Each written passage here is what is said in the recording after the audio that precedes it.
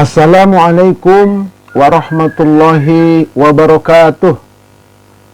Alhamdulillahi wa kafa. Wassalatu wassalamu ala rasulihil mustafa wa ala alihi wa ashabihi wa manihtada. Amma ba'd.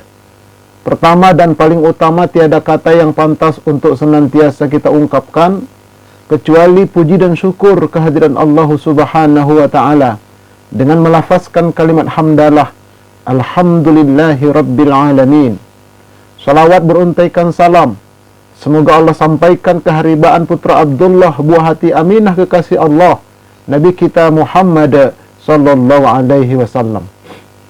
Kami dari Majelis Studi Dakwah Terapan yang mengulas dan mengkaji materi-materi dakwah untuk dapat diterapkan dalam ibadah dan kehidupan sehari-hari.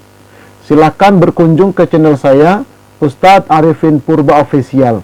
Sudah banyak video yang kami upload. Tapi bagi sahabat-sahabat yang belum subscribe, like and share, ditunggu dan itu gratis. Kami ucapkan jazakumullahu khair. Informasi yang kedua, mungkin ada yang ingin berangkat umroh dengan kami. Kami akan berangkat umroh dengan nama Umroh Munajat. Sambil ibadah, insya Allah qabul hajat.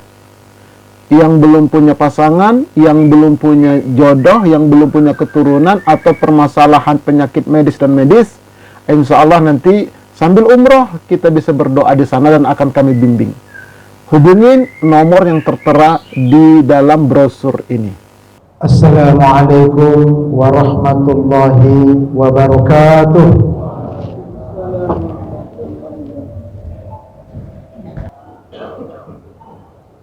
Innal hamdalillahi nahmaduhu wa nasta'inuhu wa nastaghfiruh wa na'udzu billahi min shururi anfusina wa min sayyiati a'malina, may yahdihillahu fala mudhillalah wa may yudlil fala hadiyalah. Ashhadu an la ilaha illallah wahdahu la syarikalah wa ashhadu anna Muhammadan abduhu wa rasuluhu la nabiyya ba'dah. Allahumma shalli wa sallim ala hadzal nabiyil karim Nabiyyina Muhammadin wa ala alihi wa ashabihi ila yaumil qiyamah. Amma ba'du, fa ya ibadallah, usikum wa nafsi bitaqwallah faqad fazal muttaqun. Qala Allah subhanahu wa ta'ala fi muhkami tanzilih, a'udzu billahi minasy syaithanir rajim. Ya ayyuhalladzina amanu ittaqullaha haqqa tuqatih wa la tamutunna illa wa antum muslimun. Wa qala an-nabiy sallallahu alaihi wasallam, ittaqillaha haitsuma kunta wa atbi'is sayyi'atal hasanata tamhuha wa khaliqin nasa bi khuluqin hasan. Ma'asyiral muslimin, jamaah salat Jumat rahimani wa rahimakumullahu jami'ah.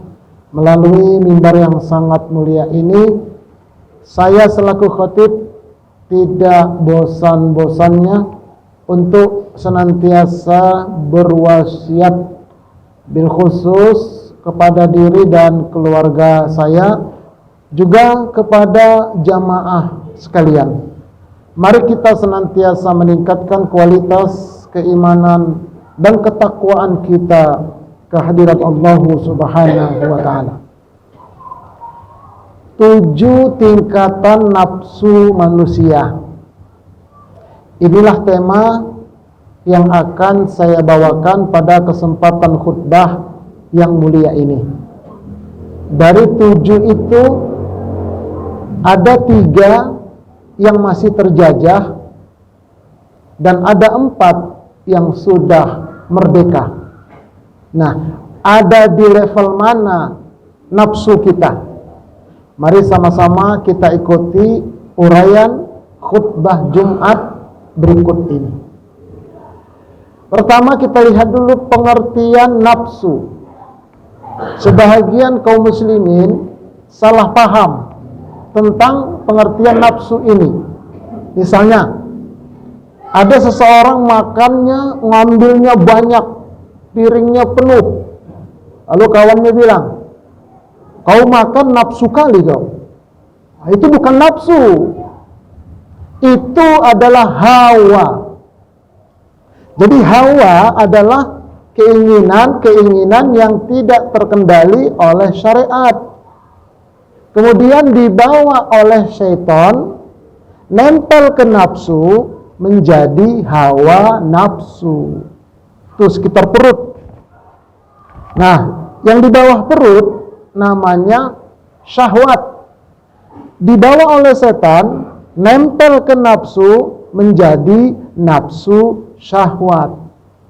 Kalau tidak dikendalikan dengan syariat, dia berubah menjadi nafsu bejat. Tuh, kalau di bawah perut. Kalau di atas perut, di dada, di sudur, nah di sana ada hubbud dunia wa karahiyatul maut.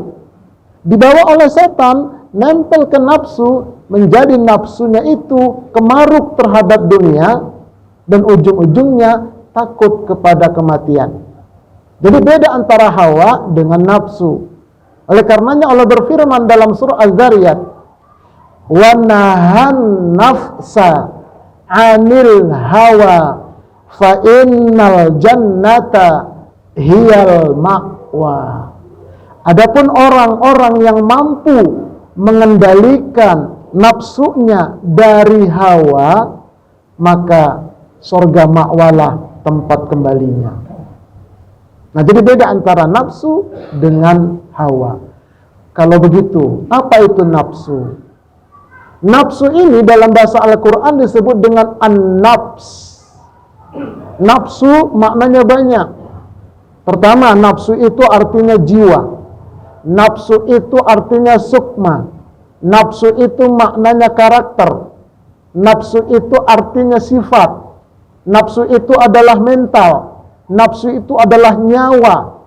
Nafsu itu adalah jiwa. Nafsu itu adalah yang sedang bicara di dalam kolbu kita semua. Itulah nafs, itulah jiwa. Dan inilah yang akan mengalami sakaratul maut. Sebagaimana Allah berfirman di dalam surah Al-Ankabut, kullu nafsin dha'iqatul maut.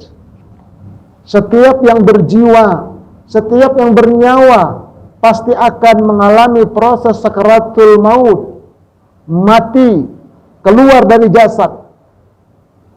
Nah, setelah keluar dari jasad, kemana nafsu ini, jiwa ini? Masuk ke alam barzakh.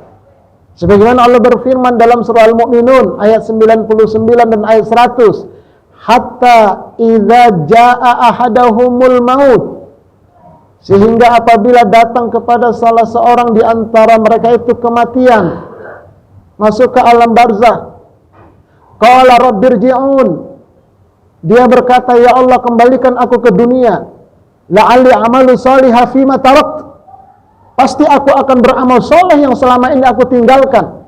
Kalla innaha kalimatun huwa qailuha, sekali-kali tidak mungkin, itu hanya omong kosongnya belaka. Wa min waraihim barzakhun ila yaumi yub'atsun, di belakang mereka ada barzakh, ada dinding, ada kerangkeng, ada tembok sampai hari berbangkit nanti.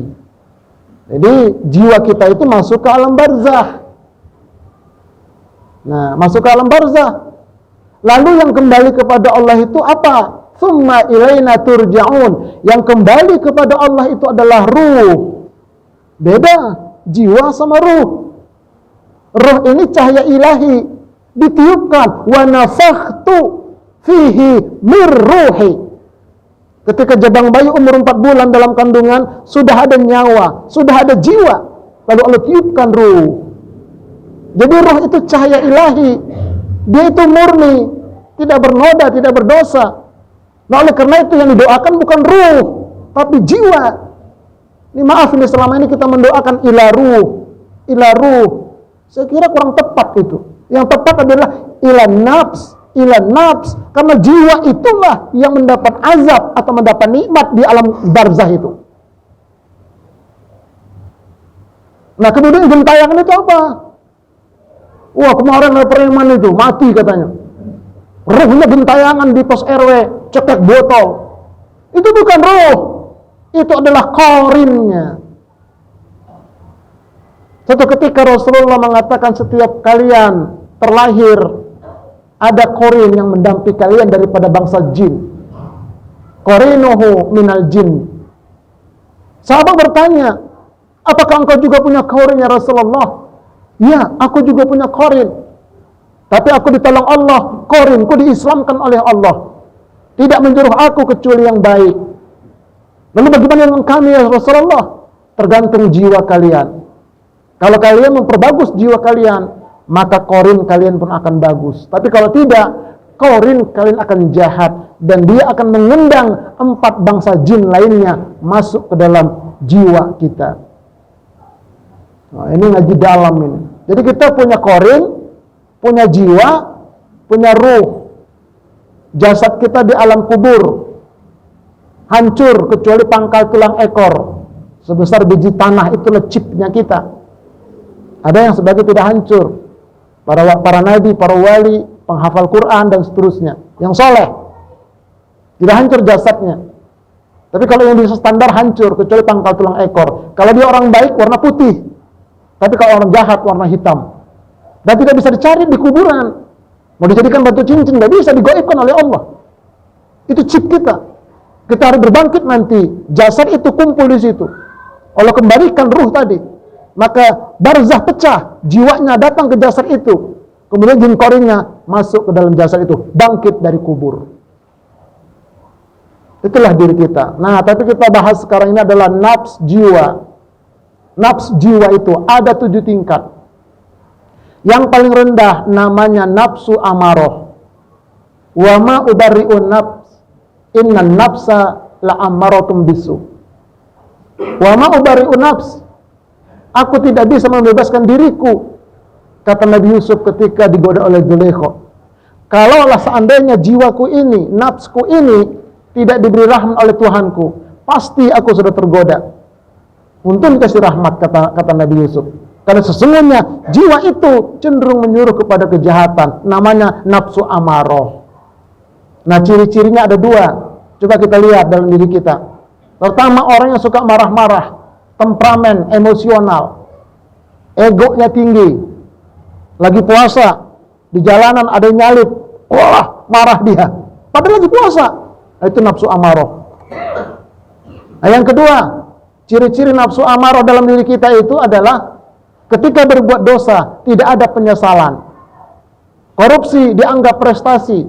Bohong sana, bohong sini, tenang-tenang saja. Nggak ada penyesalan dalam jiwanya. Itu nafsu amaroh. Ketika mati, dipastikan matinya su'ul khotimah. Dan itulah jiwa yang masih terjajah.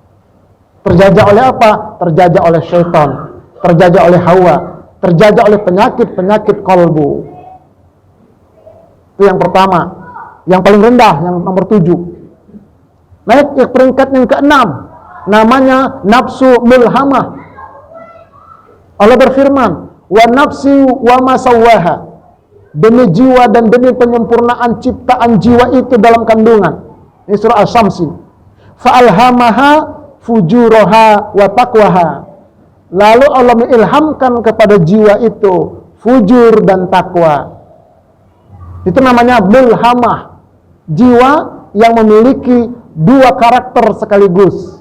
Karakter buruk, fujur. Karakter baik, takwa. Nah, itu jadi 2 karakter dia dalam diri dia. Contoh, supaya paham kita. Misalnya saya diangkat sebagai kepala bagian di sebuah instansi. Ya, kebetulan kepala bagian saya ini adalah menerima dan menyalurkan SDM. Siapa saya terima, saya tempatkan di mana. Wah, itu kesempatan dapat duit banyak saya. Ketika saya duduk sebagai kabak, jiwa saya mengatakan, saya harus jujur atau tidak jujur ya. Kalau saya jujur, nggak dapat duit saya. Tapi kalau saya tidak jujur, banyak duit. Ustaz Purba, saya mau duduk di sana. Oh, boleh, tapi upetinya sekian. Nah, itu terjadi riswah, suap menyuap, cogok menyogok. Dan itu haram, masuk neraka kata Nabi. Itu jiwa saya perang itu. Jujur apa nggak jujur? Nah, ketika perang jiwa saya itu namanya mulhamah. Tapi kalau amarah nggak ada perang, sikatlah. Kenapa? Mumpung saya penjabat. Itu amarah namanya. Tapi kalau masih perang, itu mulhamah. Terjajah juga masih. Kalau nggak taubat sampai mati, tetap juga dia merasakan su'ul khatimah. Itu mulhamah namanya. Naik peringkat kelima, namanya nafsu lawamah. Allah berfirman dalam surah Al-Qiyamah, wala uqsimu bin nafsil lawamah. Dan aku bersumpah dengan jiwa yang selalu menyesali dirinya. Jadi nafsu lawamah adalah jiwa yang selalu menyesal, jiwa yang selalu sadar. Tapi kadang-kadang salah lagi, kemudian dia sadar lagi. Contoh, ketika saya tadi sebagai kabak, lalu saya ambil sikap tidak jujur. Saya terima uang suap, banyak uang saya. Baru setahun saya kerja, sudah punya uang saya 320 triliun. Banyak duit saya. Tapi setahun kemudian saya menyesal. Ya Allah, kenapa ku terima uang suap ini? Istriku dibawa orang tak kemana. Anak-anakku narkoba. Rumahku berantakan. Aku menyesal ya Allah. Aku pulangkan semua ini kepada rakyat. Nah, dia bangun jalan-jalan rusak, irigasi rusak.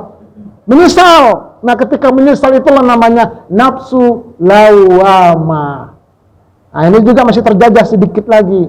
Kalau mati dia masih sedikit lagi merasakan su'ul khotimah, tapi sudah lebih bagus.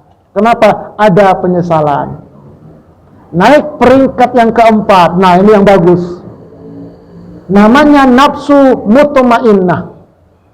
Allah berfirman, ya ayyatuhan nafsul mutmainnah, irji'i ila rabbiki. Wahai jiwa yang tenang, keluar dari jasad itu, kembali ke Tuhan engkau. Jadi nafsu mutmainnah adalah jiwa yang tenang, matinya husnul khotimah. Contohnya seperti tadi saya sebagai kabak. Begitu saya diangkat sebagai kabak, jiwa saya langsung bilang, saya kerja di sini harus jujur. Saya tidak mau disuap, saya tidak mau disogok, saya tidak mau diajak macam-macam. Pokoknya saya jujur. Nah, ketika jujur itulah mutmainnah jiwa kita. Nah, dia mah orangnya susah diajak nyeleweng itu. Kenapa? Orangnya jujur, orangnya jiwanya mutmainnah. Nah, itu. Jadi jiwa mutmainnah ini adalah jiwa yang suka kepada kejujuran, jiwa yang suka kepada keadilan, jiwa yang tidak mau menyeleweng. Itulah jiwa nafsu mutmainnah. Matinya pasti husnul khotimah. Ayo rasakan. Naik peringkat yang ketiga, lebih bagus lagi. Namanya nafsu radiyah. Irji'i ila rabbiki radiyatan. Radiyah, nafsu radiyah adalah jiwa yang ridho, di atas mutmainnah. Cirinya ada dua. Yang pertama, jiwa yang nerima takdir Allah yang menimpa dirinya setelah dia ikhtiar, doa, tawakal. Apapun hasilnya, dia terima dengan ridho. Contoh, suami istri dan anak-anak naik mobil dari Grogol, mau ke Kampung Melayu. Ada dua alternatif setidaknya. Kata suami, lewat mana kita? Lewat tol Komdak, nanti keluar Pancoran, Gelael, kemudian terus Otista belok kiri. Atau lewat Selipi Bundaran, Kasablanka. Kata anak-anak dan istri, lewat tol Komdak aja ya, biar cepat. Baiklah, kata suami. Ayo kita baca doa. Bismillahi tawakkalna 'alallah, la haula wala quwata illa billah. Tidak pakai azim, illa billah. Berangkat sampai Komdak lancar. Begitu dekat Pancoran macet total. Kenapa patungnya turun cuci kaki, orang pada lihat semua, macet total. Suaminya senyum-senyum saja. Kata istri, kok abang tidak marah? Untuk apa marah? Ini kan maunya kami, maunya abang kan dari Kasablanka. Untuk apa marah? Terimalah ini takdir dari Allah. Antu'mina bil qadari khairihi wa syarrihi. Terimalah takdir Allah yang baik ataupun yang buruk. Nah, itu namanya ridho. Kadang-kadang kan begitu. Kalian sih, sudah bapak bilang dari sana, dari sini juga. Kan jadi macet kan? Marah-marah dia. Itu berarti nggak ridho. Nah, coba renung-renungkan itu. Yang penting kita sudah ikhtiar. Tahun 2024 nanti umat Islam terserah milih yang mana. Apa yang terjadi, terima begitu. Sekarang ini buah dari yang kita lakukan kemarin. Begitu cara berpikirnya. Ya beginilah hasilnya, karena kemarin begitu milihnya. Akan datang, kita juga yang menentukan. Nggak boleh kita menyalahkan siapa-siapa, apalagi menyalahkan Allah, nggak boleh. Karena kita sudah ikhtiar. Itu namanya ridho. Jadi jiwa ridho itu nerima dia. Ciri pertama. Ciri kedua, dalam beramal ibadah semata-mata mencari ridho Allah. Karena banyak orang beramal ibadah tidak mencari ridho Allah. Kenapa rajin ke masjid? Oh iya dong, saya kan ketua masjid. Apa kata orang? Nah itu begitu nggak jadi ketua, nggak nampak lagi batang hidungnya di masjid. Nah itu dalam beramal ibadah tidak mencari ridho. Apalagi ceramah begini, maju tak gentar, tergantung yang bayar. Wani piro sampean. Saya ini penceramah terkenal untuk DKI Jakarta sekitarnya. Pasaran saya 10 juta. Luar kota 25 juta. Udah nol di sisi Allah itu. Hati-hati. Makanya ini maaf ini saya pribadi. Setiap saya dapat infak dakwah berupa amplop, hampir tidak pernah saya buka itu. Kalau nggak kepepet di jalan habis bensin saya. Saya kasih ke istri saya. Saya kasih, aturlah ekonomi rumah tangga kita. Nanti kalau abang perlu abang minta. Itu ekonomi rumah tangga saya. Kenapa? Saya takut kalau saya buka, begitu saya buka isinya, dari dulu nih Masjid Al-Bayyinah nggak nambah-nambah ini, kan rusak batin saya. Demi Allah saya nggak tahu itu isinya. Menjaga ini jiwa. Ini akhir zaman, sebentar lagi Dajjal keluar.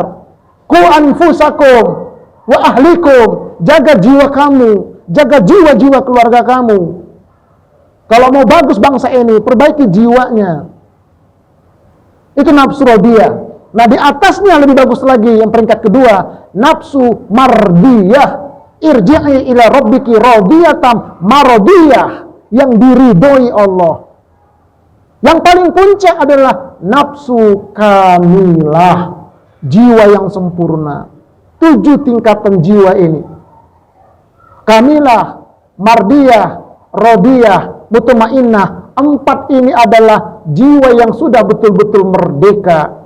Tapi kalau lawamah, mulhamah, amarah, itu jiwa yang masih terjajah. Kamilah adalah jiwanya para nabi dan rasul. Radiyah mardiyah adalah jiwanya para wali-wali Allah. Mutmainnah adalah jiwanya orang-orang bertakwa. Mulhamah, lawamah adalah jiwanya orang-orang beriman. Amarah adalah jiwanya orang-orang muslim. Orang munafik, orang musyrik, orang kafir, bagaimana jiwanya Ustaz? Jiwa mereka amarah pangkat 5, amarah pangkat 7, amarah pangkat 10, berpangkat-pangkat amarah mereka. Semua amal ibadah itu muaranya kepada jiwa. Salat kalau dia jiwain akan dapat menenangkan jiwa. Itu salat.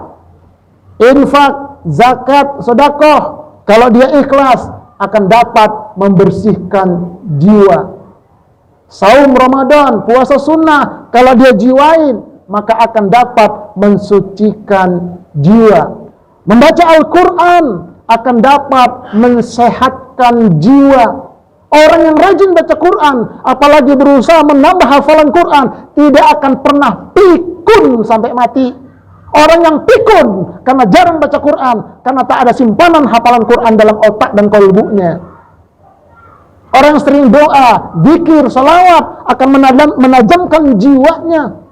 Orang yang rajin mendengarkan tausiah, pengajian akan mencerahkan jiwanya.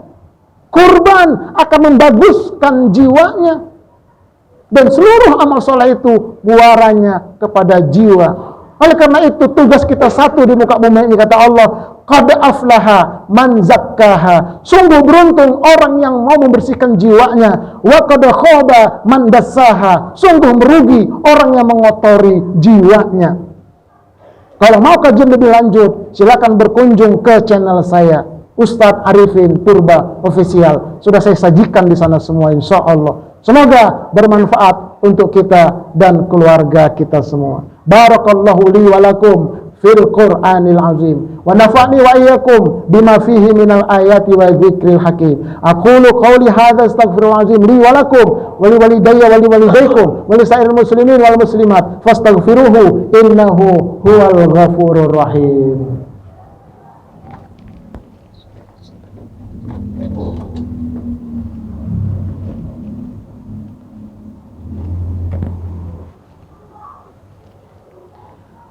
Alhamdulillahi hamdan tayyiban mubarakan fih kama yuhibbu rabbuna wa yarda. Ashhadu an la ilaha illallah wahdahu la syarika lah wa ashhadu anna Muhammadan abduhu wa rasuluhu la nabiyya ba'dah.